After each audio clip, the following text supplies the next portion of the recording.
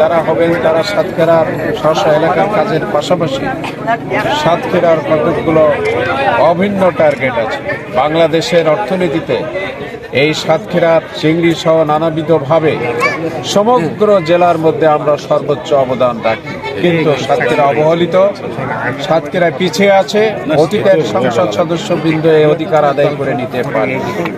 আমরা চাই জামায়াতের এমপিদের নেতৃত্বে সাতক্ষীরার সুন্দরবনে পর্যটন কেন্দ্র হবে, বিমানবন্দর করতে হবে, সাতক্ষীরায় বিজ্ঞান প্রযুক্তি বিশ্ববিদ্যালয় হবে, সাতক্ষীরায় রেল লাইন হবে, সাতক্ষীরা রাস্তাঘাট উন্নয়ন হবে, স্কুল কলেজ, সামগ্রিকভাবে সাতক্ষীরাকে যে বঞ্চিত করা হয়েছে এই বঞ্চিত মানুষের অধিকার এবার জামাতের ভোটকে ভোট দিয়ে সংসদ সদস্যদের মাধ্যমে আদায় করা হবে ইনশাআল্লাহ।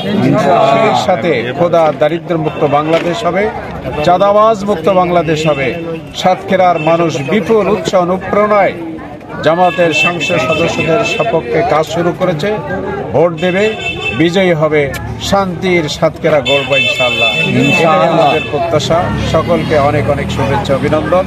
আসসালামু আলাইকুম ওয়া রাহমাতুল্লাহ।